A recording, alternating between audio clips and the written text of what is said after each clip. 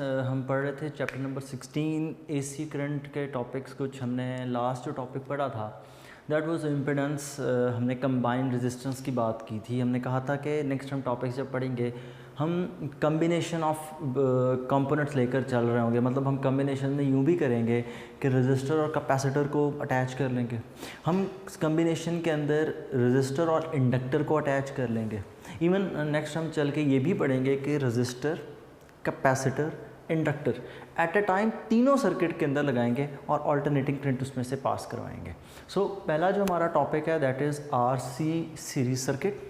RC series circuit नाम से आपको पता होना चाहिए, आर रेजिस्टर कि आपने सर्किट के अंदर लगा रखा है रेजिस्टर, और ये जो सी है ये क्या चीज़ है, दैट इज़ कैपेसिटर कि आपने एक ऐसा सर्किट बना रखा है जिसके अंदर रेजिस्टर भी लगा हुआ है और साथ ही साथ क्या लगा हुआ है, कैपेसिटर। तो लेट्स ड्रॉ सबसे पहले डायग्राम कि किस तरह की सिचुएशन है। तो सिचुएशन यूँ है कि यहाँ पर हमारे पास एक ऑल्टरनेटिंग करंट सोर्स है। हम यहाँ पर बैटरी नहीं लगाते। अगर हम बैटरी लगा देंगे तो बैटरी डायरेक्ट करंट का सोर्स होती है। सो हम यहाँ पर यूज़ करते हैं ऑल्टरनेटिंग करंट का सोर्स, एसी सोर्स। तो ये जो हम सिंबल ड्रॉ करते हैं that is the symbol of AC source कि ये वो सोर्स है जो हमें ऑल्टरनेटिंग करंट प्रोवाइड करेगा। तो यहाँ पर हम साथ इसको मेंशन भी कर देते हैं, this is AC source. Next हमने इसके साथ अटैच करने हैं दोनों कंपोनेंट्स, एक कैपेसिटर और साथ रेजिस्टर। सो यहाँ पर कैपेसिटर लग गया और इसके बाद नेक्स्ट हम आगे अटैच कर देते हैं रेजिस्टर। और रेजिस्टर का थोड़ा सा मैं कलर चेंज कर देता हूँ ताकि जब हम ग्राफ आगे इसके बनाएं तो तब हमारे लिए इजी हो जाए। तो ये लग गया रेजिस्टर और फिर उसी तरह सर्किट को यहाँ से हम कर देते हैं क्लोज। तो ये हो गया सर्किट क्लोज। अब इस सर्किट के अंदर जो करंट पास करेगा वो किस तरह से होगा। करंट यूँ पास करेगा कि हाफ साइकिल के अंदर यहाँ से इधर, फिर हाफ साइकिल में anti clockwise, half cycle clockwise, half cycle anti clockwise, because alternating current अपनी डायरेक्शन को बार बार चेंज करता है। So this is capacitor, this is resistor. Next हम थोड़ा सा प्रीवियस अपना अगर हम डिस्कस करें तो हमने प्रीवियस अगर अपना नॉलेज देखें तो हमने कैपेसिटर के केस में पढ़ा था कि कैपेसिटर के केस में वोल्टेज लैग करता है, करंट लीड करता है। तो कैपेसिटर के केस में करंट लीड करता है जबकि वोल्टेज लैग करता है। दूसरी चीज़ अगर हम रेजिस्टर की बात करें, ये डायग्राम किस चीज़ की है, this is the diagram of capacitor. ये केस है कैपेसिटर का। और रेजिस्टर के केस में अगर हम बात करें तो रेजिस्टर के केस में क्या होगा, रेजिस्टर के केस में ये दोनों current end voltage both will be in same direction. दोनों की डायरेक्शन सेम होने का मतलब यहाँ पर ये एरोज की क्या है, बोथ आर इन फेस। ठीक है, यहाँ पर करंट लीड करता है, करंट लीड्स, और यहाँ पर क्या है, both are in phase, both are in phase. ये हो गया हमारा प्रीवियस कॉन्सेप्ट इन दोनों टॉपिक्स के ऊपर। अब हमने इन दोनों को चूँकि इकट्ठा ज्वाइन कर रखा है तो एक ही सर्किट में जब हमने उन्हें रख रखा है तो यहाँ पर क्या होगा, यहाँ पर उनका फेज एज सच वही नहीं रहेगा, there will be a change. Because ये जब दोनों आपस में आप एडअप करेंगे वोल्टेजेस को, तो वोल्टेजेस के एडअप होने पर हमारे पास डायरेक्शन 90 डिग्री नहीं होगी। डायरेक्शन किस तरह की होगी, मतलब नेट रिजल्ट किस तरह का होगा, तो उसको हम नेक्स्ट देखते हैं दोनों डायग्राम्स को मर्ज करके कि इस सर्किट के लिए कैसा होगा। अगर हम दोनों को अलग अलग देखें तो ये सिचुएशन है। अब इन दोनों को हमने क्या करना है, कंबाइन करना है कि इस सर्किट के अंदर, तो मतलब आरसी सीरीज सर्किट के अंदर कैसा बिहेवियर होगा, तो वो कुछ यूँ होगा। आरसी सीरीज सर्किट के अंदर मैं कह देता हूँ, लेट्स से रेजिस्टर का वोल्टेज ये हम ड्रॉ कर देते हैं, this is the voltage of resistor, जो कि इस डायरेक्शन में इस वक्त। ये वोल्टेज किस तरह का किसका है, this is the voltage through resistor. Next यहाँ पर जो यहाँ पर सिचुएशन है, यहाँ पर वोल्टेज क्या करता है, लैग करता है, कितना 90 डिग्री। तो कैपेसिटर के केस में जो आपको वोल्टेज मिल रहा होगा वो आपको यहाँ मिल रहा होगा, we see the voltage through capacitor. Clear नहीं हो, कोई मसला नहीं। आप एक और डायग्राम देखें, उस डायग्राम के मुताबिक ये बात जहन में रखिएगा कि यहाँ पर वोल्टेज लैग करता है। मैं यहाँ पर साथ लिख देता हूँ, वोल्टेज लैग्स, कि वोल्टेज लैग करता है। मैं अगर रजिस्टर का कंपोनेंट यहाँ ड्रॉ करूँ तो ये रजिस्टर का वोल्टेज है, voltage through register. So where should be the voltage through capacitor? Obviously वो लैग करता है तो वो यहाँ पर होगा। हमने वोल्टेज थ्रू रजिस्टर को कहाँ बनाया, 90 पे। हमने वोल्टेज थ्रू कैपेसिटर कहाँ बनाया, 0 पे। 90 का फेज डिफरेंस शो किया। यहाँ पर हमने वोल्टेज ऑफ रजिस्टर को कहाँ बनाया है, 360 पे, और इसको हमने कहाँ ड्रॉ किया है, 270 पर। ठीक है, तो अब इन दोनों के दरमियान में फेज डिफरेंस कितना बनता है, 90। तो voltage through the register leads by an angle of 90 degree. तो यहाँ पर वोल्टेज लीड करेगा थ्रू रजिस्टर, लैग करेगा कैपेसिटर के केस में। अब होगा क्या, अब ये दोनों वेक्टर क्वांटिटीज़ हैं। अगर ये दोनों वेक्टर क्वांटिटीज़ हैं तो हमें यहाँ पर वेक्टर एनालिसिस करना पड़ेगा और हमें फाइंड करना पड़ेगा कि सर्किट के अंदर टोटल वोल्टेज का इफेक्ट कितना है। तो यहाँ पर अगर मैं वोल्टेज थ्रू रजिस्टर R लिखूँ तो मैं इसको यूँ लिख लेता हूँ, VR is equal to IR। जिस तरह आपने फॉर्मूला पढ़ रखा है, V is equals to IR। So VR should be equal to IRMS। V is equal to I into R। इस रजिस्टर की रेजिस्टेंस R, इस कैपेसिटर की कैपेसिटेंस C। सो ये I कौन सा है, IRMS। वोल्टेज थ्रू कैपेसिटर, इसके लिए हम क्या लिख लेंगे, इसके लिए ऑब्वियसली लिख लेंगे IRMS। और कैपेसिटर के केस में जो रेजिस्टेंस होती है that is XC, that is in fact reactance. तो यहाँ पर ये भी मेंशन कर देते हैं कि इसकी जो रेजिस्टेंस है दैट इज़ XC। और XC क्या चीज़ है, XC is capacitive reactance. XC is capacitive reactance and XC is equals to 1 over omega C, which is equal to 2 pi FC।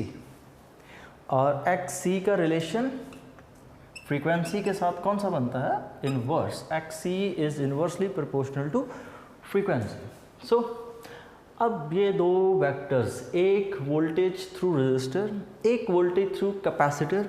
अब पहले क्या होगा, पहले सपोज करंट यहाँ से यूँ फ्लो कर रहा है तो पहले रजिस्टर में से पास किया, एक हाफ साइकिल की बात करें जो एंटी क्लॉकवाइज है, तो यहाँ पर पहुँचकर दोनों इन फेज होंगे। लेकिन यहाँ पर पहुँचने के बाद इन फेज नहीं होंगे, क्यों, क्योंकि आगे कैपेसिटर लगा है, there will be a phase difference. तो यहाँ पर पहुँचने के बाद, दोनों में से गुजरने के बाद नेट इफेक्ट कितना होगा, हमने वो फाइंड करके बताना है। फेज डिफरेंट थीटा, और साथ हमने ये फाइंड करके बताना है कि दोनों के दरमियान में वैल्यू का कितना चेंज आया। तो हम क्या करते हैं, हम इन दोनों वेक्टर्स को ऐड कर लेते हैं, क्योंकि जब हम इन दोनों को ऐड करेंगे हेड टू टेल रूल की मदद से तो हमें नेट इफेक्ट मिल जाएगा वोल्टेज का कितना। तो अगर इन दोनों को हमने ऐड करना है तो ध्यान में रखिएगा, हेड टू टेल रूल ये स्टेट करता है the tail of the first vector should be at origin. At the head of first vector there should be the tail of second vector। तो ये हमारा वेक्टर नंबर 1 है, this is our vector number 1। ये हमारा vector number 2 है। At the head of the first vector there should be the tail of second vector। तो इस second vector को हम इसके यहाँ पर पैरेलल ड्रॉ कर लेते हैं सामने। तो अगर इसको हम इसके सामने ड्रॉ करें तो सेकंड वेक्टर को एज इट इज़ हमने यहाँ पर ड्रॉ कर लिया, सिर्फ और सिर्फ एडिशन करने के लिए हम ऐसा कर रहे हैं। तो हमने ये यूँ इनको ऐड करने के लिए हेड टू टेल रूल के लिए हमने यहाँ पर ड्रॉ कर लिया।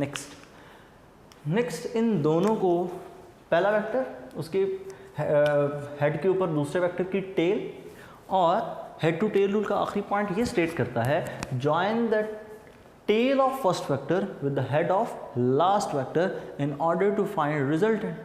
अगर आपने रिजल्टेंट फाइंड करना है तो पहले की टेल को लास्ट के हेड से ज्वाइन कर दें, और अगर हम इन दोनों को ज्वाइन करें तो हमारे पास कुछ यूँ आता है रिजल्ट।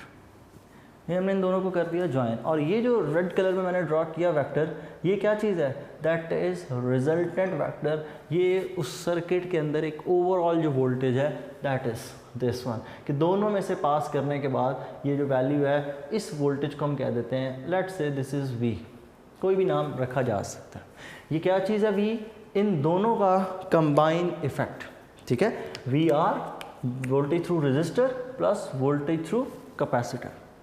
नाउ अब हमने करना क्या है? हमने यहाँ से फाइंड करनी है इस पूरे सर्किट की एम्पिडेंस।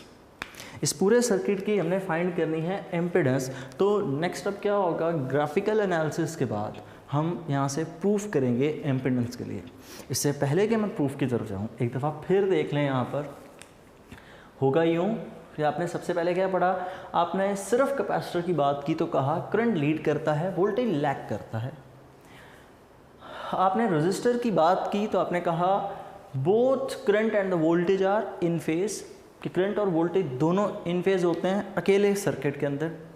अगर दोनों को कंबाइन कर दें तो रेजिस्टर के अंदर वोल्टेज लीड करेगा as with respect to voltage through capacitor, क्योंकि देखें ना, वोल्टेज कैपेसिटर में से जब पास करता है तो वोल्टेज पीछे रह जाता है। उस हिसाब से अगर आप देखें तो यहाँ पर क्या होगा? रेजिस्टर के केस में वो लीड कर रहा होगा, कैपेसिटर के केस में क्या कर रहा होगा? लैग कर रहा होगा, ठीक है। आप इस चीज़ को यूँ समझ लें कि सपोज आपने वी आर इस डायरेक्शन में बनाया, तो V R will be equal to I R M S into R. V is equal to I R formula है, वो आर एम एस, क्योंकि रूट मीन स्केयर वैल्यू। अब ये करंट की वैल्यू है। करंट लीड करता है, वोल्टेज लैग करता है, तो वोल्टेज यहाँ बनेगा कैपेसिटर का VC, ठीक है। क्योंकि करंट के लिए ये लाइन है। क्यों करंट के लिए ये लाइन है? क्योंकि रेजिस्टर के केस में करंट और वोल्टेज दोनों इन फेज होते हैं। अगर वोल्टेज वाई एक्सिस पर है तो करंट भी कौन से एक्सिस पर होगा? वाई एक्सिस पर। और उसके अकॉर्डिंग एक्स एक्सिस के ऊपर क्या होगा?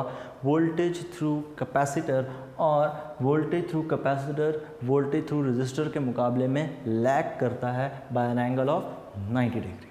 अब हमने इस डायग्राम को किस तरह से ड्रॉ कर रखा है? हमने इस डायग्राम को ड्रॉ कर रखा है यहाँ पर 90 और 0 के केस में। यहाँ पर हमने ड्रॉ कर रखा है 270 एंड 360 के केस में। एक दफ़ा फिर उसको देख लें। तो हमने क्या किया? हमने वोल्टेज थ्रू रेजिस्टर को ड्रॉ किया एक्स एक्सिस के ऊपर, एंगल इसका ज़हन में रखिएगा 360, that is the voltage through resistor which is equal to I R M S into R. और आई आर एम एस की डायरेक्शन यही होगी, क्योंकि ये रेजिस्टिव की बात कर रहे हैं। और जब हम रेजिस्टेंस की बात करते हैं तो इट इज़ ऑब्वियस कि करंट और वोल्टेज दोनों रेजिस्टर के केस में इन फेज होते हैं, और अगर यहाँ पर ये इन फेज हैं तो करंट की डायरेक्शन भी यही है। तो in fact this is the line for current. अब कैपेसिटर की बात करें तो कैपेसिटर में करंट लीड करता है, वोल्टेज लैग करता है। तो अगर वोल्टेज लैग कर रहा है तो हम वोल्टेज को यहाँ ड्रॉ करेंगे, this is the voltage through capacitor. Next, और इसको हमने कितने एंगल पे ड्रॉ किया? हमने 270 पे ड्रॉ कर रखा है। हमें पता है कि ये अगर डायग्राम, तो यहाँ पर 0, 90, 180, 270 और रोटेशन कंप्लीट होने के बाद 360 डिग्री। सो सेम यही चीज़ हमने यहाँ पर अप्लाई की। अब दोनों वेक्टर्स हैं, नेट रिजल्ट निकालना है, और वेक्टर्स के केस में नेट रिजल्ट कैसे निकाला जाता है? By head to tail rule. तो अगर हम head to tail rule use करें तो हम इस वेक्टर को मूव करवा देते हैं यहाँ पर। अगर हम इस वेक्टर को वहाँ पर मूव करवाएं तो ये वेक्टर कुछ यूँ ड्रॉ होगा। और नेक्स्ट, ये आपके पास हो गया VC। नेट रिजल्ट फाइंड करने के लिए फर्स्ट की टेल को लास्ट के हेड से ज्वाइन कर दें। तो ये आपने फर्स्ट की टेल को लास्ट के हेड से ज्वाइन कर दिया। तो ये हमारे पास नेट वोल्टेज V आ गया, और इसका जो एंगल थीटा है, this is it's angle theta. ठीक होगा कि ये इसका एंगल हो गया थीटा, यहाँ पर भी हम ड्रॉ कर देते हैं। सो अब तक ये होगा इनका ग्राफिकल एनालिसिस। दोनों डायग्राम सेम है, सिर्फ एक्सप्लेनेशन दोबारा से दे दी ताकि पॉइंट क्लियर हो जाए। मेन चीज़ यही है कि क्यों हम इनको इस तरह से ड्रॉ करते हैं। नेक्स्ट हमने फाइंड करनी है इस सर्किट की टोटल रेजिस्टेंस, और इस केस में सर्किट की टोटल रेजिस्टेंस कहलाती है, that is called as impedance. Impedance find करने के लिए हम इन्हीं को यूज़ करेंगे फार्मूलाज को, और ये सर्किट के अंदर टोटल वोल्टेज, इसको हम नाम दे देते हैं, let's say this is according to your book VRMS। यहाँ पर भी इसको VRMS, ये वेक्टर 1 2 थे, स्केयर नहीं थे। नेक्स्ट हम यहाँ पर इस ट्रायंगल को अगर देखें, this is a right angle triangle, और इनके ऊपर नाम लिख दें, let's say this is point A, this is point B, this is point C। तो ट्रायंगल ABC के अंदर परपेंडिकुलर, हाइपोटेन्यूज और बेस, रिमेंबर दिस, ट्रिग्नोमेट्री का रूल याद रखिएगा। राइट एंगल ट्रायंगल के अंदर सबसे लेंथी साइड हाइपोटेन्यूज होती है, दिस वन, ये हाइपोटेन्यूज, ये लाइन हाइपोटेन्यूज, सबसे लेंथी साइड हाइपोटेन्यूज है। नेक्स्ट, इस थीटा के बिल्कुल सामने वाली साइड परपेंडिकुलर होती है, और जो तीसरी साइड रह गई दैट विल बी बेस। ठीक है, सबसे लेंथी साइड हाइपोटेन्यूज, थीटा के बिल्कुल सामने परपेंडिकुलर, और जो साइड रह गई दैट विल बी बेस। अपना कॉन्सेप्ट क्लियर रखिएगा। सपोज आपके पास डायग्राम कुछ यूं आ जाती है। नाउ इस केस के अंदर हाइपोटेन्यूज कौन सा? ऑब्वियसली सबसे लेंथी साइड ये हाइपोटेन्यूज है, that is hypotenuse. Where is perpendicular? अभी सोचने की ज़रूरत ही नहीं है। क्यों? जब तक एंगल थीटा मेंशन नहीं किया जाएगा आप परपेंडिकुलर नहीं बता सकते। सपोज एंगल थीटा यहाँ बनाया जाता है, then this side is perpendicular theta के बिल्कुल सामने, और जो साइड रह गई दैट विल बी बेस। अगर थीटा बनता यहाँ पर, फिर परपेंडिकुलर होता ये, और ये साइड होती बेस। तो ये ट्रिग्नोमेट्री का कॉन्सेप्ट प्री मेडिकल के लिए स्पेशली जिन्होंने फर्स्ट ईयर में ट्रिग्नोमेट्री अब नहीं पढ़ी।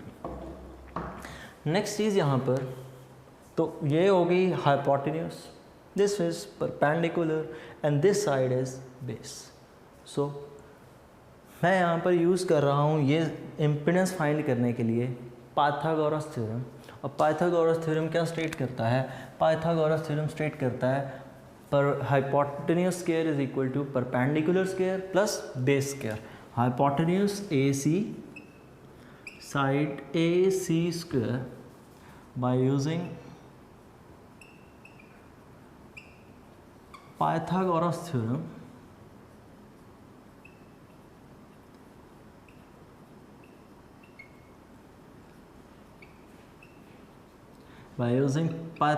theorem hypotenuse square AC square is equal to perpendicular square BC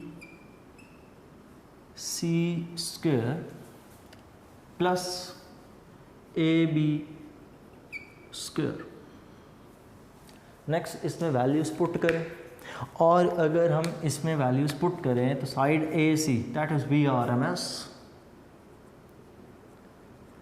square is equal to side BC that is VC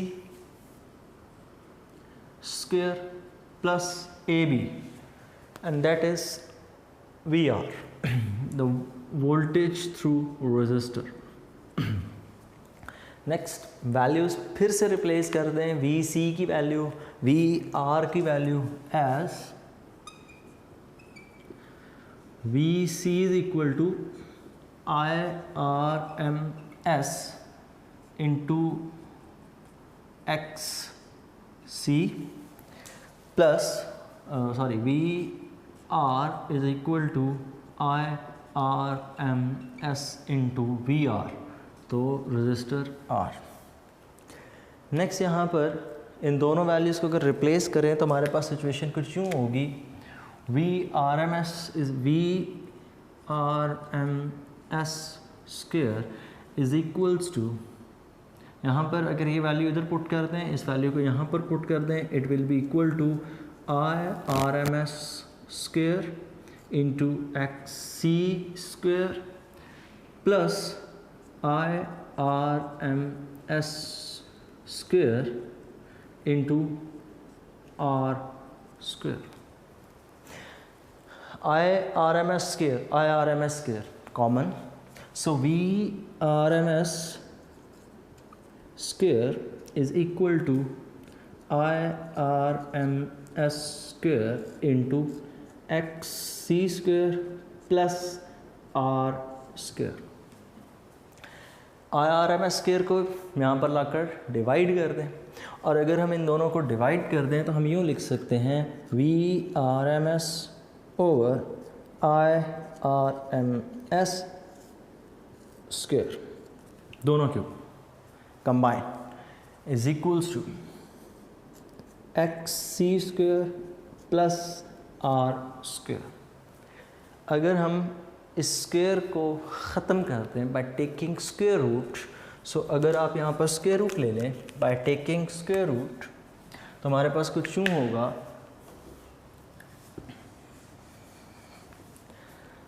अगर हम स्क्वायर रूट ले लें by taking A, this side B and this side is C, by taking square root तो आपके पास इस side पर V over I and V R M S over I R M S, that is equal to impedance. ठीक है, impedance is equals to Z, impedance का symbol होता है जी Z, which is equal to V R M S over I R M S, ये previous हमारा formula. So अगर इस चीज़ को हम यहाँ पर यूज़ करें तो यहाँ पर रह जाएगा z। सो पहले आप स्क्वायर रूट ले लें तो ये हो जाएगा V R M S over I R M S is equals to square root X C square plus R square. Square को स्क्वायर रूट के साथ कैंसिल नहीं करना, क्योंकि ये फॉर्मूला कंप्लीट नहीं होता। A square plus B square plus 2ab होता तो कैंसिल आउट कर सकते थे। बहरहाल v ओवर आई रिप्लेस हो जाएगा z से, v over I will be equal to z is equals to X C square plus R square, और यहाँ पर आप एक्स सी की वैल्यू पुट कर दें। एक्स सी की जगह वैल्यू पुट करें तो आप लिखेंगे 1 ओवर ओमेगा सी। सो अगर हम यहाँ पर वैल्यू पुट करें z is equal to X C की जगह पुट हो जाएगा 1 over omega C whole square plus R square. Next आप ओमेगा को 1 over 2 pi F as per your is as per your requirement आप पुट कर सकते हैं उसको। मतलब न्यूमेरिकल में अगर डाटा 2 पाई एफ की फॉर्म में फ्रिक्वेंसी गिवन है तो फिर आप उसको रिप्लेस कर लेंगे। नेक्स्ट अब हमने इम्पीडेंस के लिए ग्राफ ड्रॉ करना है कि इम्पीडेंस की वैल्यू कितनी होगी, वो तो हमने फाइंड कर लिया है। अभी हमने इम्पीडेंस के लिए एंगल थीटा भी फाइंड करना है, तो ग्राफ बनाने के लिए मैं इस इक्वेशन का सहारा लूँगा। तो मैं क्या कर रहा हूँ, मैं इस इक्वेशन को साइड पर लिख रहा हूँ अपने पास और स्क्वायर लेके लिख रहा हूँ। स्क्वायर लेंगे तो ये स्क्वायर रूट कैंसिल हो जाएगा और यहाँ पर z हो जाएगा, तो it will become like this. ये फॉर्मूला कुछ यूँ हो जाएगा, स्क्वायर लें तो z square is equal to, ये स्क्वायर रूट कैंसिल हो जाएगा तो X C square plus R square. अब इस फॉर्मूले को गौर से देखें, ये फॉर्मूला कुछ यूँ लिखा हुआ है, hypotenuse square is equal to perpendicular square plus base square. ठीक है, hypotenuse square is equal to perpendicular square plus base square. और अगर इस फॉर्मूले पे भी डायग्राम मैं कुछ ऐसी बना लूँ तो गलत नहीं है। ये डायग्राम से हमने ये फॉर्मूला लिखा था, अब उस फॉर्मूले से हम बनाएंगे डायग्राम उसका उल्ट। तो ये वाली साइड मैं लिख देता हूँ, this side is hypotenuse, this side is perpendicular, this side is base. तो अगर उसी ट्राइंगल को हम यहाँ पर ड्रॉ करें तो वो ट्राइंगल हमारे पास कुछ यूँ ड्रॉ होगी कि आपने उन तीनों वेक्टर्स को बड़े ध्यान से और एहतियात से ड्रॉ करना है। सॉरी,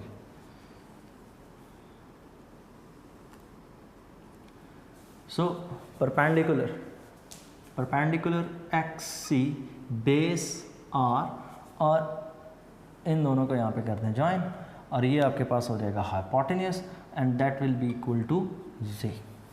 और एंगल थीटा जो कि सबसे ज़रूरी है यहाँ पे, so here is angle theta. Theta के सामने वाली साइड परपेंडिकुलर, सबसे लेंथी साइड हाइपोटेन्यूज, और जो साइड रह गई दैट इज बेस। तो ये आपने ग्राफ ड्रॉ कर लिया, एक्स सी और आर के कंपैरिजन से आपने इम्पिडेंस के लिए ग्राफ फाइंड कर लिया। अब इम्पिडेंस के लिए आपको एंगल थीटा भी पता है। अब इस एंगल थीटा की सिग्निफिकेंस क्या है? इस एंगल थीटा की सिग्निफिकेंस है पावर फैक्टर के अंदर। वो जो मैंने आपको पावर का फॉर्मूला पढ़ाया था, that is P is equal to I V cos of angle theta, वहाँ पर हमने एंगल थीटा पुट करना होता है कि सर्किट के अंदर पावर का लॉस कितना है, डिसिपेशन ऑफ पावर सर्किट के अंदर कितनी है। तो हमने एक बात तो पढ़ी थी कि रजिस्टर के अंदर जो पावर लॉस होता है वो मैक्सिमम होता है, कैपेसिटर के अंदर मिनिमम होता है। जब दोनों कंबाइन हो जाएंगे तो कोई मिडवे सॉल्यूशन निकल रहा होगा, ठीक है। तो अगर मिडवे सॉल्यूशन है तो वो किस तरह फाइंड होगा, वो इसी तरह ग्राफिकल एनालिसिस से आप फाइंड करेंगे। और इस थीटा को फाइंड करने के लिए मैं यूज़ करूँगा tan theta, perpendicular over base. Perpendicular over base ही क्यों यूज़ करना है? तो उसकी वजह यह है कि X C it is the resistance of this capacitor, और इस रेजिस्टेंस को हम नाम क्या देते हैं, that is called as capacitive reactance. और ये जो आर, ये रेजिस्टेंस है इस रेजिस्टर की। तो हमें ये दोनों वैल्यूज़ नोन होंगी, हमें पता होंगी कि हम सर्किट के अंदर जो कैपेसिटर लगा रहे हैं उसकी रिएक्टेंस कितनी है, हमें इस रेजिस्टर की वैल्यू पता होगी कि इसकी रेजिस्टेंस कितनी है। तो इसलिए हमने उन्हीं दोनों को यूज़ करना है। और उन दोनों को यूज़ करने के लिए जो ट्रिग्नोमेट्रिक आइडेंटिटी हम यूज़ कर सकते हैं वो वही यूज़ करनी है जिसके अंदर परपेंडिकुलर और बेस आते हों। तो परपेंडिकुलर और बेस दो में आते हैं, tan theta and cot theta. cot use करने से हम tan थीटा यहाँ पर यूज़ करते हैं। tan theta is equal to perpendicular over base, perpendicular side है एक्स सी, बेस वाली साइड है आर। सो अगर हम tan को दूसरी तरफ शिफ्ट करते हैं, it will become as theta is equal to tan inverse X C over R, and X C किसके इक्वल है, X C is equal to 1 over omega C. So if we put it over here, so theta is equals to tan inverse 1 over omega C R, omega C and R. तो यहाँ से हम इस theta को pick करेंगे और इस topic के लिए जो आपने पावर फाइंड करनी है उस फॉर्मूले में उसको पुट करेंगे और हम अपने आंसर्स निकालेंगे। तो ये था जी हमारा topic RC series circuit. RC series circuit क्या है? एक ऐसा सर्किट जिसके अंदर एक रेजिस्टर और एक कैपेसिटर लगा रखा है, और इन दोनों को सीरीज़ में लगाने का मतलब ये है कि दोनों में करंट का पाथ एक ही है। पैरेलल में भी लगा सकते हैं कि यहाँ पर हमारे पास एक और पाथ होता तो इधर कैपेसिटर और इधर रेजिस्टर लग जाता।